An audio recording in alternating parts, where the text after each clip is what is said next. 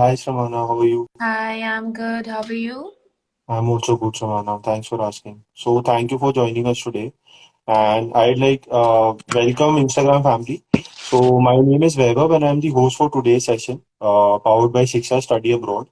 And today we have Sramana Das as our panelist. So she's pursuing her MSc Management from TU Munich. And she has been studying the course there. So we have invited her to our session, and she'll be sharing her experiences as to how her life has been in Germany and how the faculty was at the campus, how was her campus life, studies, and everything, so that you can get insights related to Germany. And in case if you're planning to study in Germany, you can get a lot of knowledge as to that. So thanks again, Sramana, for joining us. thank So first, so I'd like request you if you can give us your brief introduction to all our viewers so that they can get updates. Sure. Hello, everybody, and welcome to the live stream. So, my name is Sramana, and I'm from the northeastern part of India. I'm from Tripura, and I did my graduation in electrical engineering from KIIT University. And once I did it in 2016, after that, I worked for almost 3.5 years in IT, like mainly in investment banks. And then in 2020, I applied for higher education, not only in Germany, but also in UK and Ireland.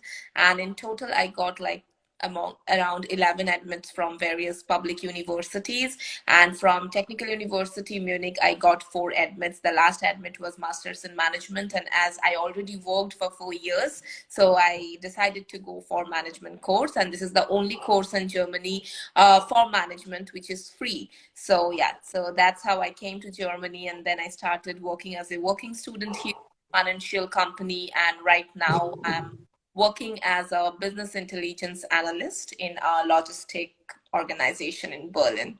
Okay, that's great. So I'm a bit curious as a viewer and obviously as a host myself, why did you select Germany as a study destination? Like you were telling us that you had options like UK and Ireland also in back of your mind.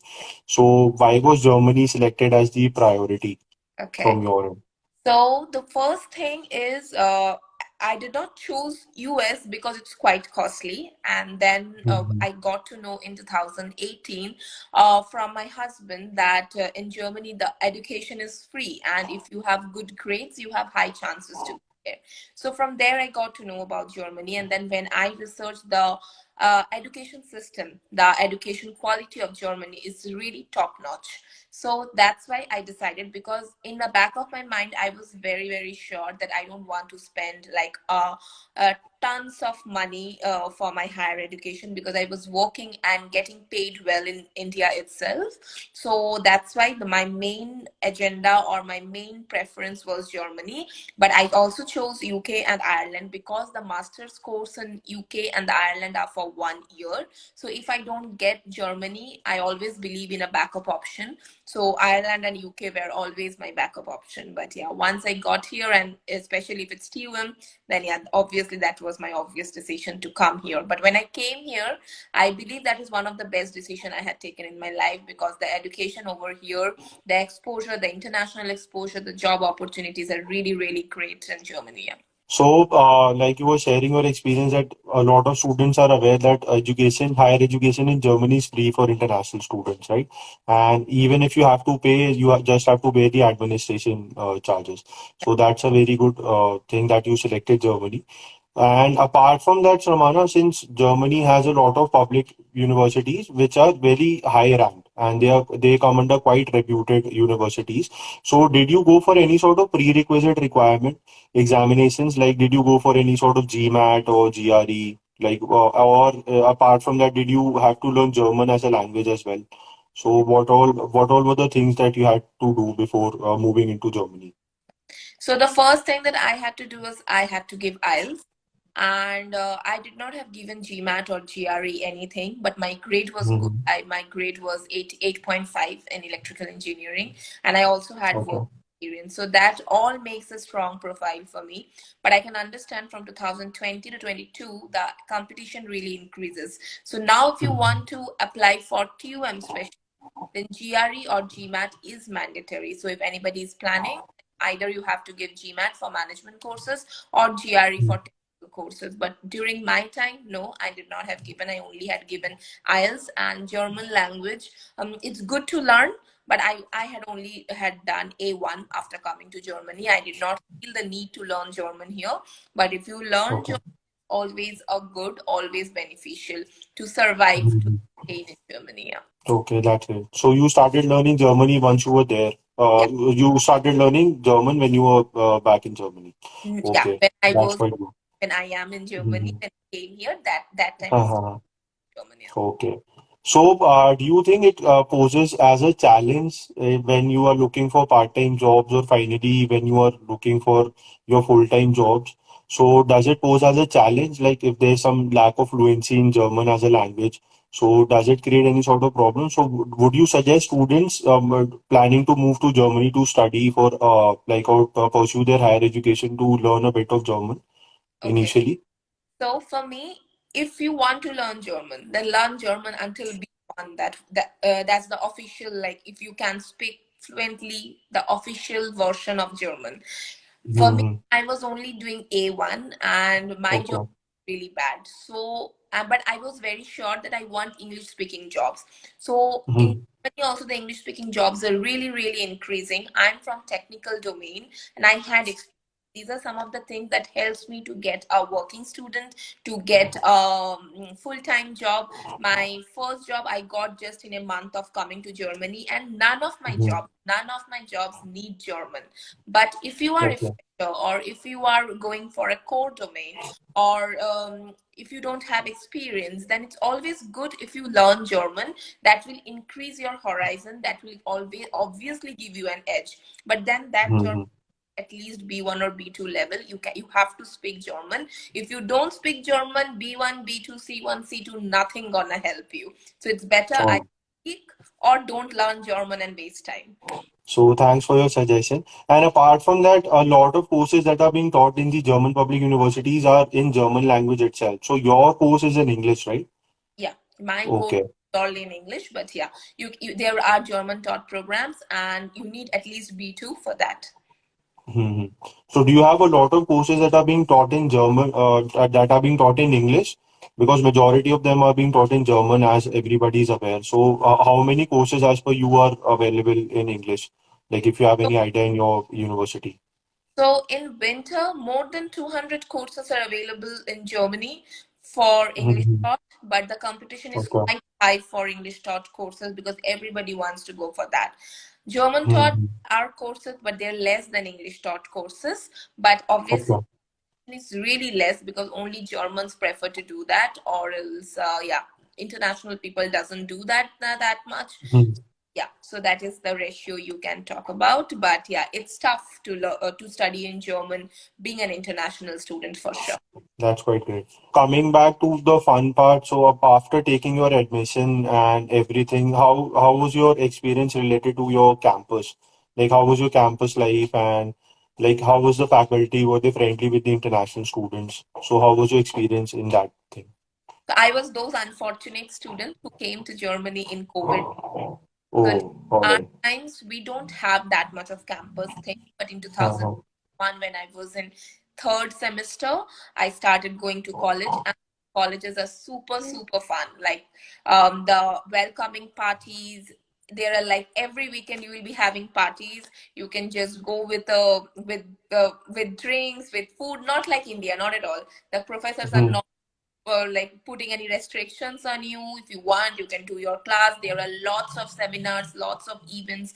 There are lots of international exposure with different companies. You can go to different companies to do some business case studies. Even the CEO of BMW and Lufthansa are coming to TUM for the lectures. So, and they all Oh, for fun. You will be having different kind of practical experience. There are lots of student clubs. You can just like there are Christmas parties and stuff. I stayed in student hostel. They are also super fun. So yeah, mhm. even if you come, I feel that that will be like a lifetime experience for sure. And right now, after the COVID, things are really changed, and yeah, they are really great. Yeah. Sounds quite exciting to Yeah. be as one of the students there. So, was it a cultural shock for you when you were back in Germany from India?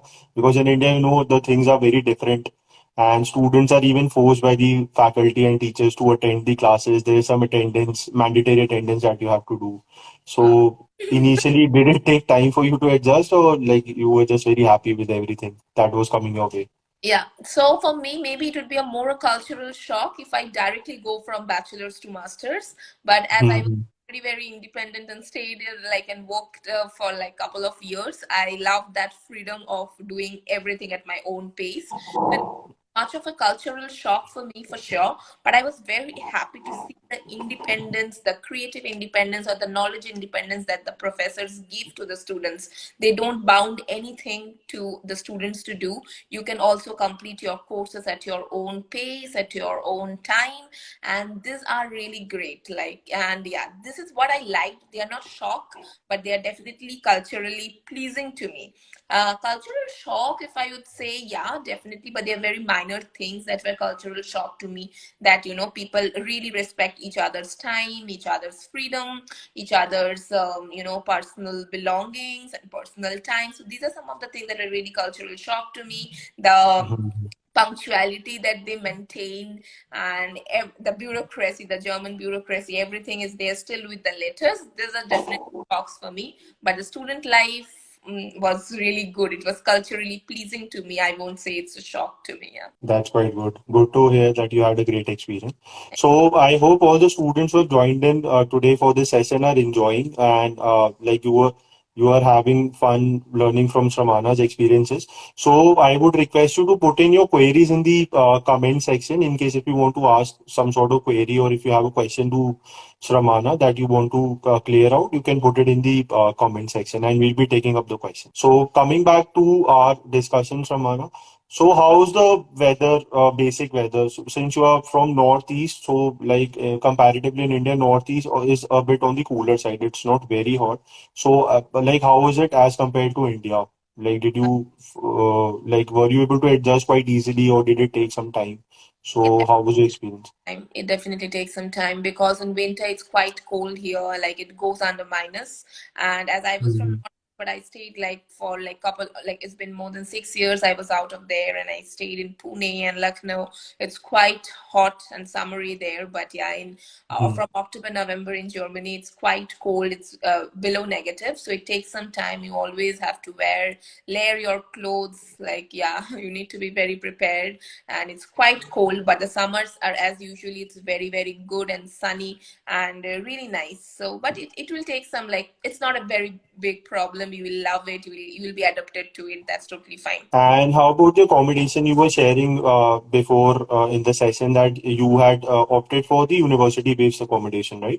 So how was the accommodation experience, and did you have to apply before like applying to the university? How was the accommodation process there? Okay, so I applied to Student and Work, that is the government funded hostels in Munich, Mhm. and I got it like after one semester, luckily, and it was around 350 euros, the cheapest one, and they were really good, and yeah, and I was lucky to get it, but obviously all people will not be lucky, so you have to find your accommodation via Wege gesucht or Immowelt, Immo Scout or Facebook groups. But yeah, it's tough. It's Mhm. always tough to find a house in Munich or in Berlin. But that yeah, if you try, you will get it. But yes, I got a Student and Work, luckily. And since Munich is one of the very updated cities, and it comes in one of the top cities and most expensive cities, so how's the accommodation charges in Munich? So if you can give us a rough figure, so what are the charges that a student might have to bear? If you are a student, and I obviously consider that if you are a student, you will be staying in a sharing, so your charges for private accommodation will go minimum of 500 to 800 euros. But if you are staying in a Mhm. hostel, then it will be around 300 to 350 euros. But yeah, please consider that it's not easy to get a student hostel, so you have to go for a private accommodation, and it will be around 500. If you are too lucky, you can get it into 450, but consider it as 500 to 800 euros should be the average range in Munich. Okay, and that would include the utilities as well. Yeah, That's provided by the all right, landlord. yeah. Okay, that's great. And like, how about the Indian food scene? Like, like, is Indian food readily available, or like you have to go to fast food restaurants? Like we have seen in the West that students prefer going to fast food chains like McDonald's, or they have their own chains like KFCs and all of that. So how is it in Germany? They have their local fast food chains, or do you have some sort of Indian restaurants also where you can go and have your Yeah. dinner and everything? So how's the scenario there? So there are definitely Indian restaurants and there are fast food joints as well, like McD, KFC. But it's always good Mm-hmm. your food because you are going to save a lot of money.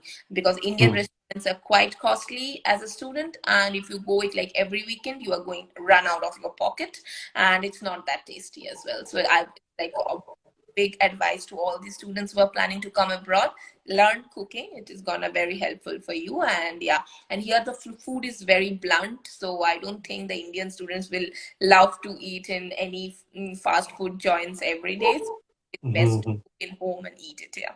It might not suit everybody's palate. And apart from that, like the supermarkets that you have there, do you get some sort of pre-cooked meals or ready-to-cook meals from brands like Haldiram's that we get in India? So do you have any sort of things available that like in the Indian version there? Not Indian version, but yeah, there will be some ready-to-eat food in the German supermarket, but they will be of German taste. So if you want, you can have it. Okay. But even they are all with the preservatives, so I won't suggest Mm-hmm. for that. It's always good to cook, but if you want, there are always suggestions, there are always ways you can buy pre-cooked meal. There are a lot of Indonesian foods and Thai foods that are affordable. Mm-hmm. Definitely go for that. I think Okay. there are some questions that people posted. Maybe we Yeah, can. sure. So we can take up the questions that are being posted by the students. Yeah, yeah. So I'll just go through them. So students, Ramana is suggesting everybody to eat healthy. So try and cook your food by yourself. So that is a very good Yeah. suggestion that he has given. So we'll take up Gaurav Joshi's question. He has asked that I have pharmacy experience and already done my master's in pharmacy. Am I eligible for MBA? So he Em- did his master's in 2011. Okay. So do you have any idea, or if you can suggest him if he can go for his MBA program So in career gap Germany? be a problem until and unless you can explain your career gap at what you have done in that many years.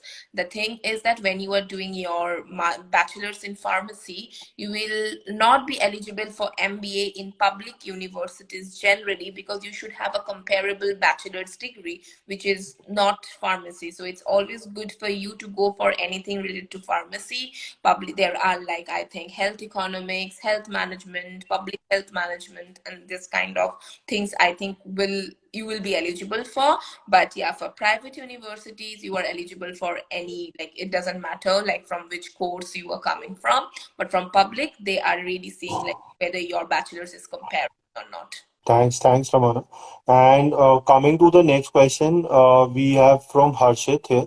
So he's asked that I'm a BCom graduate and planning to do masters in management in Germany. Will language be a barrier for part-time jobs or full-time jobs after masters? So the So same question that I asked. If you can brief him again. yeah. So language is not a problem. If you learn, it's always an edge for you. But if you don't learn, you have to try hard to get a job. Mhm. And if you put your hard work, there is always 100% there is a chance that you will get a part-time and full-time job. If you learn German also, but if you don't apply to different kind of companies, to different type of positions, you will not get a job. So there is no placement system here in, you have to apply for jobs and you will get an interview. So apply for English speaking jobs if you don't know German, and if you know German then you can apply for any kind of jobs, but it's not a barrier, it's always an advantage if you learn German. And so we have taken up the questions. We'll wait for more students to put in their questions. So we can come back to the session that we were having. And you have already shared the experience related to food and accommodation. We can come to transportation, like how is the public transport facility? And like you must be using the public transport facility often. So if you can share your experience for that. The public transportation is really, really good in Germany. I was in Munich before and now I am in Berlin. Everywhere the public Mhm. transportation is really good. They're really punctual. You can go anywhere with the public transportation. And with all those benefits of €9, 29 and 49 euros, it's more adaptable and achievable. And for students, there are always discounts in semester tickets, and your public transportation card cost will be really less. And yes, I Mhm. too good. Like it's not like India. all. They are really, really good. They're of good quality, and yes, you will enjoy public transportation. I don't feel a need to buy a car or something like that. Yeah. All right. That's quite good. And does it operate 24 hour or is it does it like is it some sort of a cap? Because a lot of tubes and metros, like we have heard from students in UK, that they get shut down at like 11 or 12. It's same in India, like usually like Delhi metros and metros in Mumbai and Bangalore get shut down by 11 and 12. So in Germany, it's like 24 hours operational or like how does it work? So in Germany, it's like U-Bahns are like the metros. They are operational Mm-hmm. 1:30 a.m. For from All 1 right. 4 a.m. there are night buses that you can avail of, and from 4 a.m. again the metros and the normal buses starts. Holy, that's quite good. And discussing a bit on the fun side as well, Sramana. So obviously you are in the heart of Europe. Like Germany is considered as one of the strongest economies in Europe, and you have a lot of places to travel nearby. So have you traveled to cities like London or Paris, or have you planned something like that? Okay. So yeah. So how was your experience if you have gone to any such place that you want to share with us? So I'm not a very travel friendly person, but I recently traveled Uh, to Santorini, that is in Greece, and it is, all and yeah, it's very cool. It's quite good. They're really, really nice. But yeah, I don't think for a student it will be a very budget friendly destination because it's quite costly. But as a student, I right. traveled to Switzerland, and that is very nice. And if you are in Germany, the Austria, the what more? Paris, Italy, this will be some countries that you can travel to. They are really nearby and very affordable. Prague as well, but I did not travel to any of these countries as of now. I just went to Greece and Switzerland, and yeah, Cool. and Austria. That's all. So I'm not a very travel Cool. friendly person. Maybe I'm not the right person to ask this question. Oh, no. But We yeah, can understand that. be good. And like, how has the situation been? Like, there's a lot of hype going on that economies of UK, Germany have been going down due to the war crisis between like Ukraine and Russia, right? So Ukraine has been one of the most important parts of Europe, and they are trying to get into NATO. So, like, have you seen some sort of slump in economies, like inflation? Like, have you seen prices being rise, like, or basic things like petrol or basic groceries? So, if you can share a bit of that, and has it created some sort of job scarcity as well, or internship scarcity, something like that? So yeah, so prices definitely rises for sure. In the last 2 years, the prices that I saw when I was in 2020 and the prices I'm seeing now definitely increases for sure. Mm-hmm. But that's not too much. Like that's not like it's sky touching or something. At least me being from India, I don't feel that difference that's shown in the web or anywhere that it's everything is increasing too much. No, not like that. Increases, but at a affordable rate. And jobs, there are recession everywhere, but the recession this time is very different. If there is recession, there are job opportunities too. There is a high resignation time right now. So yeah, definitely there is a recession, but if the recession is coming in 2023, then it is going to come to all over the world. So, and if you are planning for your masters in 2023, you have 2 years to complete your masters and then finding a job, so you are good. You don't have to face the recession by that time. So I don't think Mm-hmm. that should be a reason, because many students ask me as well if should we come for masters in 2023. So recession cannot be a reason for you to stop, pursuing your dream of higher education, because 2 years are quite enough to complete your masters and find a job. And recessions will go by that time. If it doesn't go, then that time is really bad for all of us. India is not going to save from the recession as well. If the US and UK is, then think logically that India will be badly affected as well. So yeah, so Exactly. definitely these things are coming, but we cannot help it. Like we should move on, and I hope it will be fine. It's not something that it's really bad in Germany, and I hope it's not that bad Mm-hmm. as well.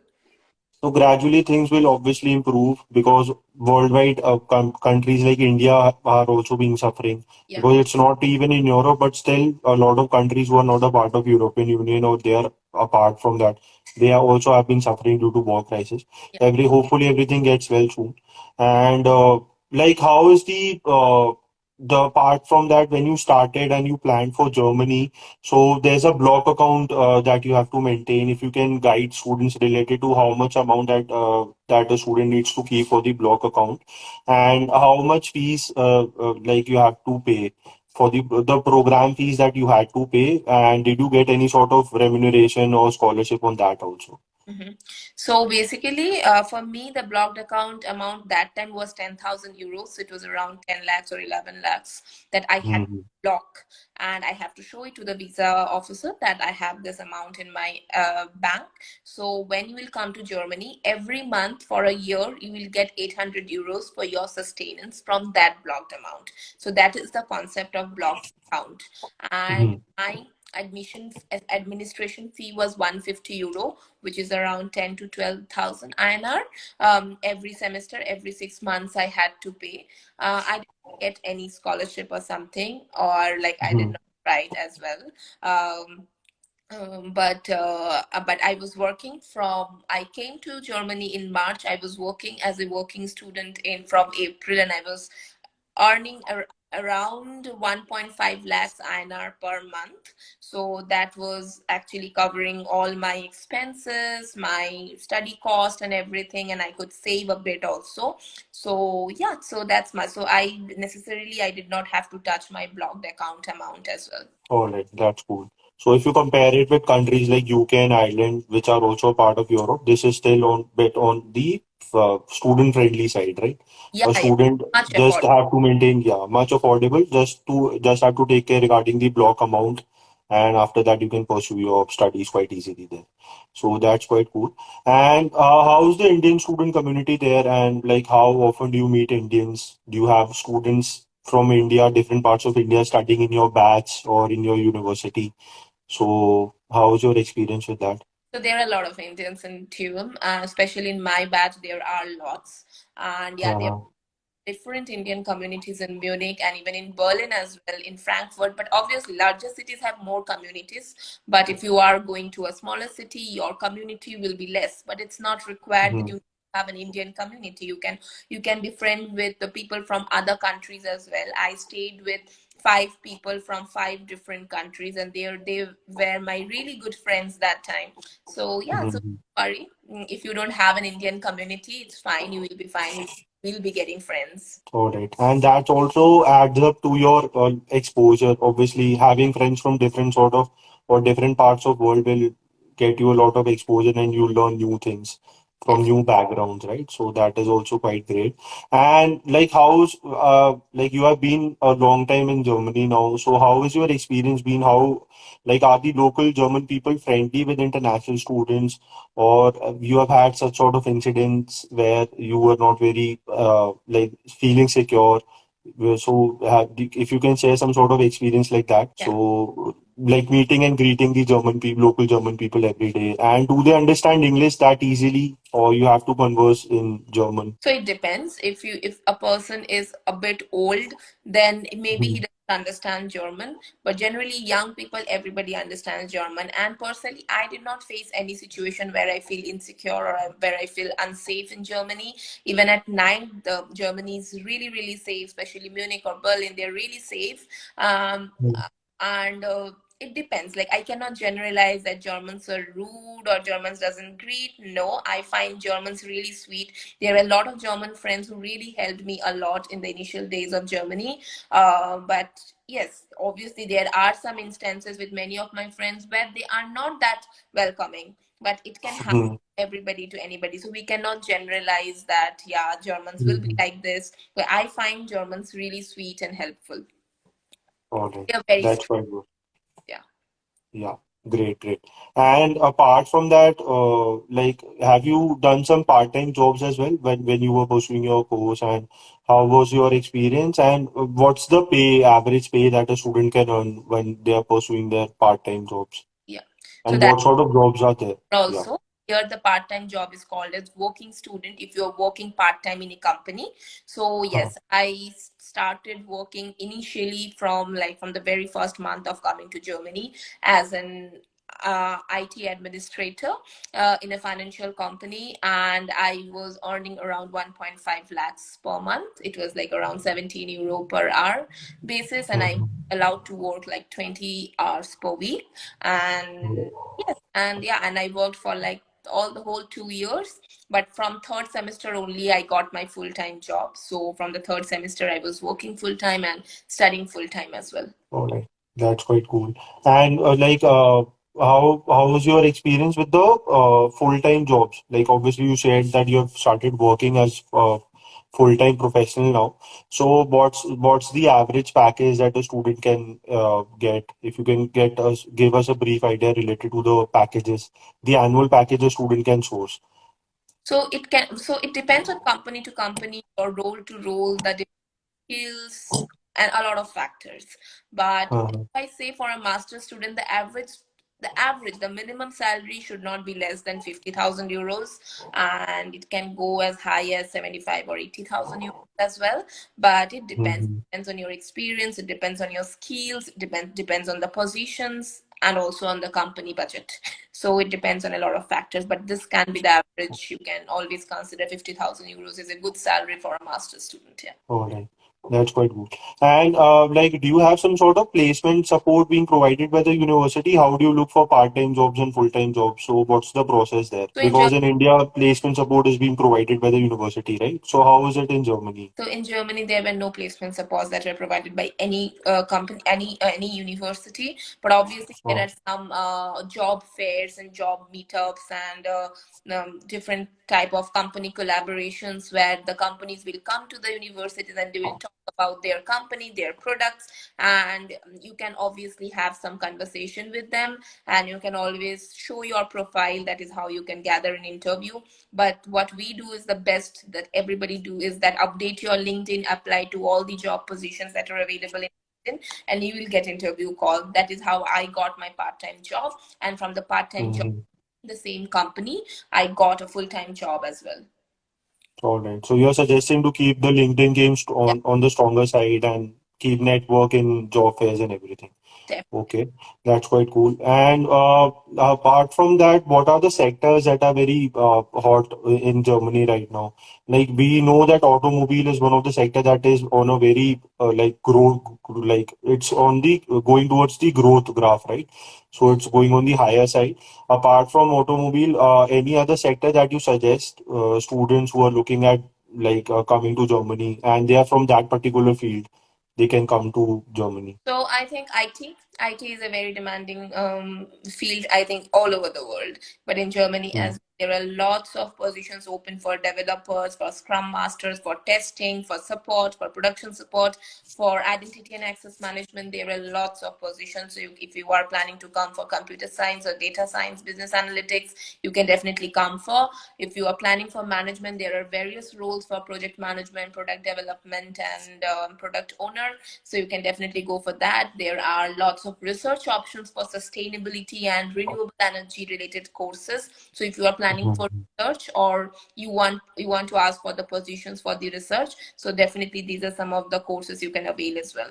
So I think there are jobs for almost all kind of fields. The doctors is one of the demanding profession in Germany, but Mhm. that's how much skilled you are as well. Mhm. Okay. So the most major ones that are on the like demanding side are the IT and management, right? And obviously automobiles and all of that. Okay, that's quite good.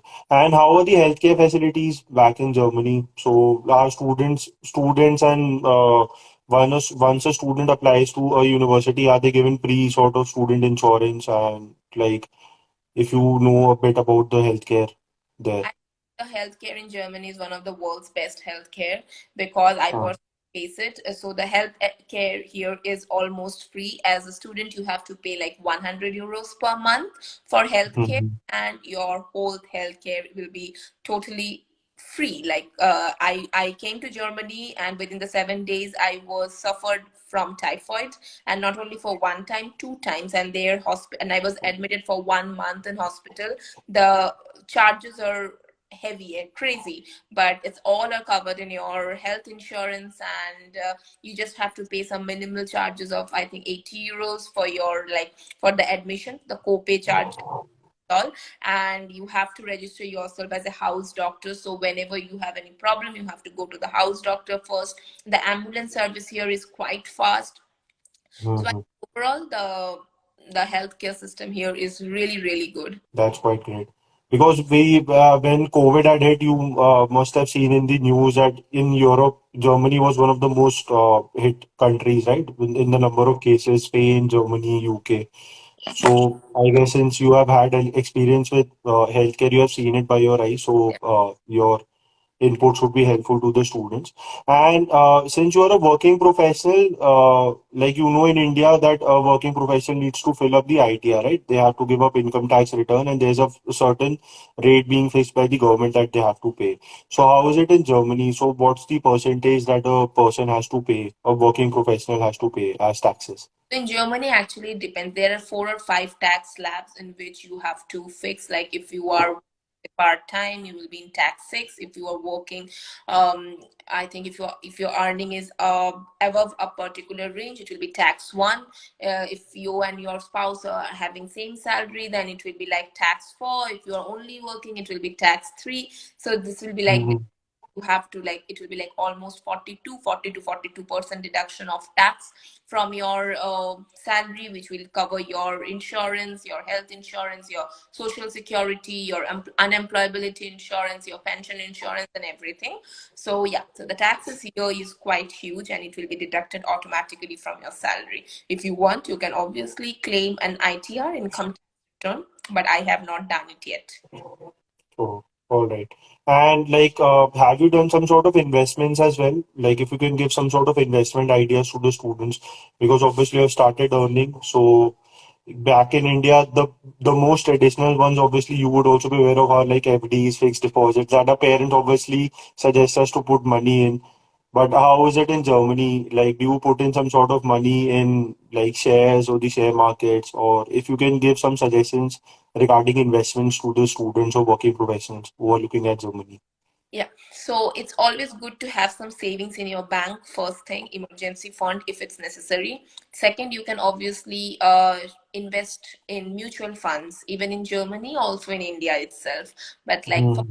I personally did not use the mutual funds or any shares, German shares or German stocks, because I'm not sure how many years I'm gonna stay here.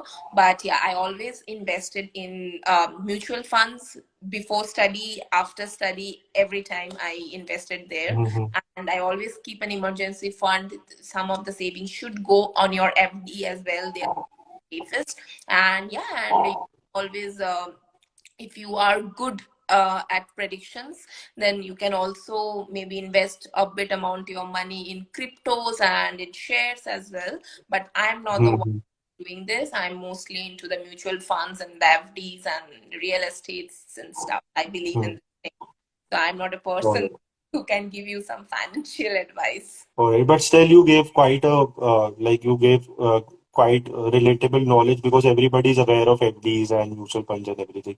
So to be on the safer side, try the traditional methods rather than cryptocurrencies and everything because you're not sure when a country like obviously in India cryptocurrencies got banned. Yeah, So it can happen in Germany as well. You're not very sure as to which currency get banned anytime. All true. right, that was quite good. So we have a few questions coming back in from students. So I'll just take up the question. So we got a question from Chaitanya. How much options does a student have after studying 15 years of education? So I guess he's asking if she has studied like 15 years of education, what all options does she have? So generally, 15 years of education means 3 years of bachelor's. If you have one Hmm. in CTS, you are good to go. 80% of the universities will always choose 180 CTS courses. So if you have that, you are fine. If you don't have 180 CTS, then that's a problem. You have to check only those universities who are accepting even less than 180 CTS. So please go to the university, check the eligibility criteria. Everything is written there. If your 180 Hmm. CTS doesn't match, and if you are applying there, you are going straight into rejection. So there is no point. Hmm. So yeah. So if you have 180 cities, being in 15 years of education, totally fine. Go for any universities, maximum of the universities accept that. That's great. And I hope that in masters they do not have any sort of requirement. Obviously, in bachelors they are asking for 13 years of formal education, right? So there's one plus of student calling that you have to do, right? Yeah. So does it have an effect on the masters as well? Do they ask any sort of additional year in India? So it's basic that if you pursue your 3 years of bachelor's degree in India and 12 years of your formal education, they'll accept the 15 years that they have. Yes, exactly. Great, great. Thanks, Ramana. So we have almost covered all the topics and the questions also that we got in from the students. I have one more question I just got. It's from Sahiti. So she's asked that what is the scope of MSc bioinformatics for science students? Yeah. So do you have any idea related to bioinformatics if you can help her with? So after COVID, this biomedical and bioinformatics, biochemistry, this type of fields were really booming.